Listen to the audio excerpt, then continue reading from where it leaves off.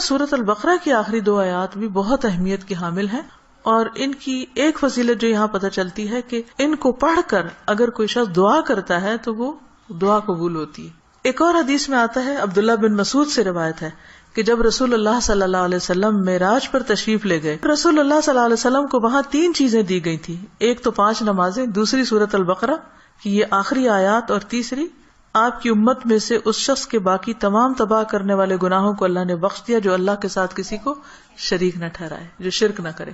تو یہ 3 چیزیں ملی تھی، جن میں نماز کا ذکر عام طور پر ملتا ہے کیونکہ اس کے بارے میں مزید وضاحت سے احادیث بھی ہیں۔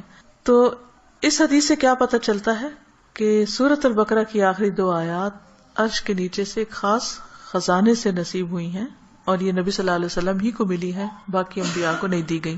ایک اور روایت سے پتہ چلتا ہے، نعمان بن بشیر سے روایت ہے کہ نبی صلی اللہ علیہ وسلم نے فرمایا کہ اللہ تعالیٰ نے آسمان و زمین پیدا کرنے سے 2000 سال پہلے ایک کتاب لکھی، اس کتاب میں سے 2 آیات اتاری جن کے ساتھ سورۃ البقرہ کو ختم کیا۔ کب کی بات ہے یہ؟ زمین و آسمان کے پیدا کرنے سے 2000 سال پہلے کی بات۔ قلم کب پیدا ہوا تھا؟ 50,000 سال پہلے، باقی چیزوں کی تخلیق کے۔ جس گھر میں 3 رات یہ آیات پڑھی جائیں شیطان اس کے قریب نہیں آتا۔ رسول اللہ صلی اللہ علیہ وسلم نے فرمایا، مجھے سورۃ البقرہ کی آخری آیات عرش کے نیچے ایک خزانے سے دی گئی، مجھ سے پہلے یہ آیات کسی نبی کو نہیں دی گئی، یعنی یہ آپ کی خاص خصوصیت ہے کہ آپ کو یہ نصیب ہوئی۔ اور پھر ایک اور جگہ یہ بات بھی پتہ چلتی ہے ان آیات کے بارے میں کہ جو شخص رات کے وقت ان آیات کو پڑھ لیتا ہے تو وہ اسے ہر چیز سے کافی ہو جاتی۔ تو آپ اس کو اپنی عادت بنا سکتے ہیں، رات کو سونے سے پہلے پڑھ لیں، یا کسی نماز میں پڑھ لیں، مغرب یا عشاء کی نماز میں پڑھ لیں، یا ویسے ہی بیٹھ کے پڑھ لیں، کیونکہ ان کی فضیلت بہت زیادہ ہے۔ عبداللہ بن عباس بیان کرتے ہیں کہ ایک دن جبریل علیہ السلام نبی صلی اللہ علیہ وسلم کے پاس بیٹھے ہوئے تھے کہ ایک بہت زور کی آواز سنی۔ جبریل علیہ السلام نے اپنا سر اٹھایا اور کہا کہ آسمان کا ایک دروازہ ہے جو آج کھلا ہے، آج سے پہلے یہ کبھی نہ کھولا گیا۔ پھر اس سے ایک فرشتہ اترا۔ جبریل علیہ السلام نے کہا کہ یہ ایک فرشتہ ہے جو آج سے پہلے کبھی زمین پر نہیں اترا۔ فرشتے نے سلام کیا اور کہا کہ آپ صلی اللہ علیہ وسلم کو 2 نوروں کی خوشخبری ہو جو آپ کو عنایت ہوئے ہیں، آپ سے پہلے یہ کسی نبی کو نہیں دیے گئے، اور دوسری سورۃ البقرہ کی آخری آیات، کوئی حرف اس میں سے تم نہ پڑھو گے کہ اس کی مانگی ہوئی چیز تمہیں نہ ملے، یعنی اس کو پڑھ کر اور دعائیں بھی قبول ہوتی ہیں۔ تو ان آیات کا ترجمہ جو ہے وہ آپ دیکھ سکتے ہیں قرآن پاک ترجمے والے سے، لیکن یہ ہے کہ جو خاص بات ان آیات میں کی گئی ہے، پہلے تو اس میں ایمان پر بات ہے کہ رسول خود بھی ایمان لائے ہیں اور سارے مومن بھی۔ کن کن چیزوں پر؟ اللہ پر، ملائکہ پر، کتب پر، رسول پر۔ دوسری اہم بات، لا نفرق بین احد من رسلہ، کہ ہم رسولوں کے درمیان فرق نہیں کرتے۔ فضیلت جو اللہ نے ان کو دی وہ اللہ ہی نے دی، لیکن ہمارا کیا فرض بنتا ہے کہ سب پر ایمان لائیں۔ اور پھر صحابہ کرام نے کیا کہا، وقالوا سمعنا واطعنا، کہ ہم نے سنا اور ہم نے اطاعت کی، ہم ایمان لے آئے، اور جو کچھ ہمیں کہا جائے گا ہم اس کو مانتے ہیں۔ ہمیں اس کے بدلے کیا چاہیے؟ غفرانک، تیری بخشش چاہیے۔ یعنی بندہ اللہ کی بات مانتا ہے اور اللہ تعالیٰ اس کے ساتھ بخشش کا وعدہ کرتا ہے، ربنا وإلیک المصیر۔ اور یہ بخشش کیوں ضروری ہے کہ اللہ تعالیٰ ہم کو معاف کر دے؟ کیونکہ ہم نے اللہ کی طرف پلٹنا ہے، لوٹنا اسی کی طرف، رجوع اسی کی طرف۔ پھر فرمایا کہ لا یکلف اللہ نفسا الا وسعها، ہر بندے سے حساب اتنا ہی ہے جتنی وہ استطاعت رکھتا ہے، اسی کا مکلف ہے، اس سے زیادہ اس سے نہیں پوچھا جائے گا، چاہے جسمانی صحت ہو، چاہے مال ہو، چاہے اولاد یا عقل یا کچھ بھی، تو ہر شخص کا حساب اتنا ہی ہے۔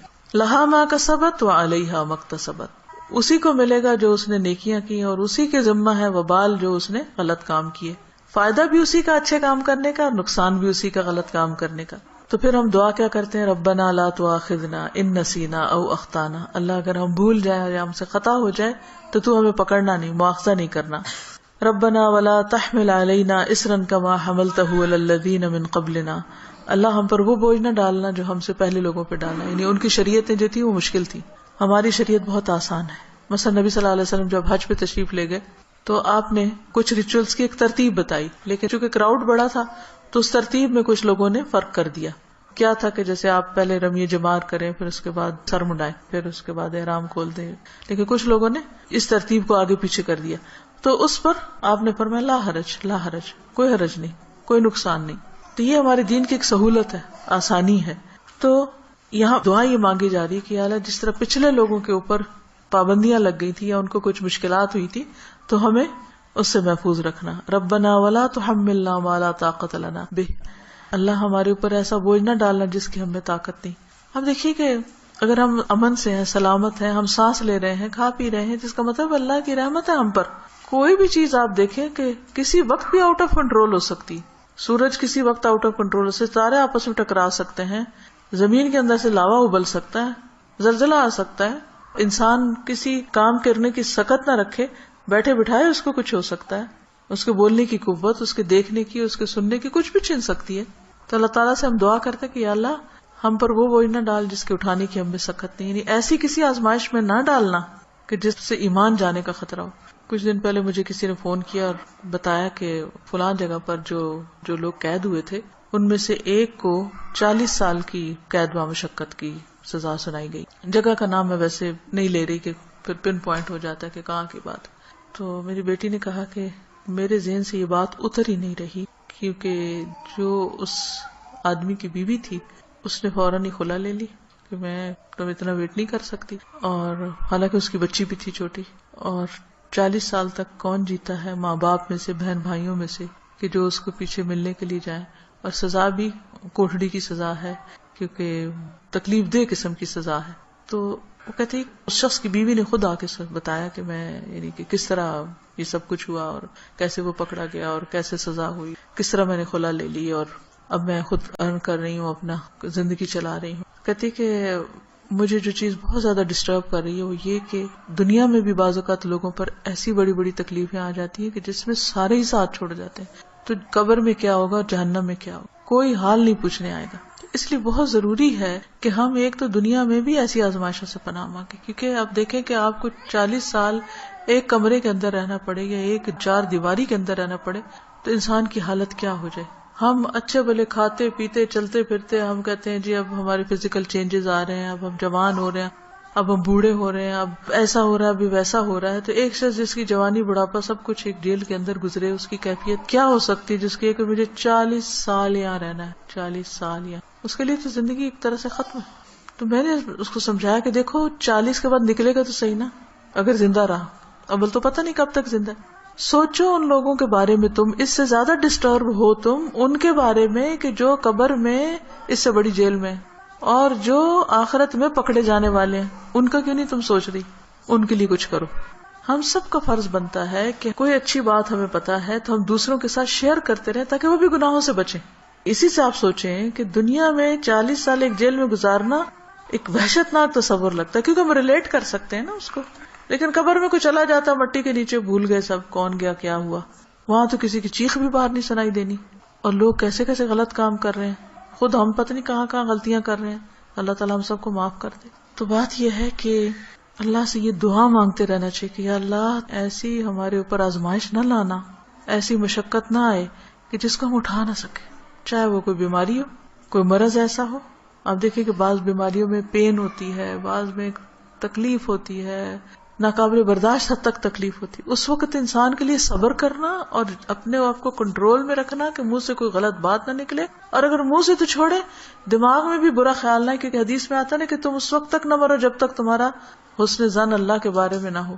اس کا مطلب نہیں کہ موت اپنے ہاتھ میں لے لو، اس کا مطلب یہ ہے کہ مرتے وقت تم اللہ سے اچھا ہی گمان رکھو تو تمہیں موت آئے.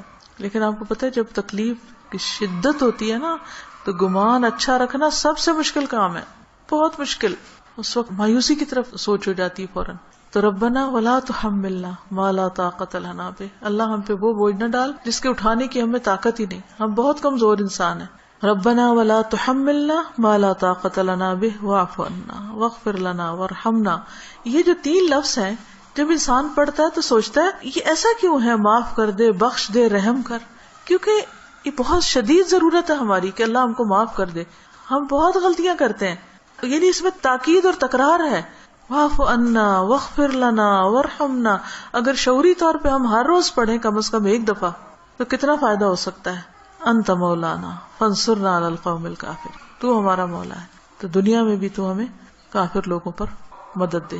تو اللہ تعالی ہمیں اس دعا کو پڑھنے اور سمجھنے اور عمل کرنے کی توفیق دے. السلام علیکم ورحمۃ اللہ وبرکاتہ. سبحانک اللہم و بحمدک اشہد ان لا الہ الا انت استغفرک و اتوب الیک.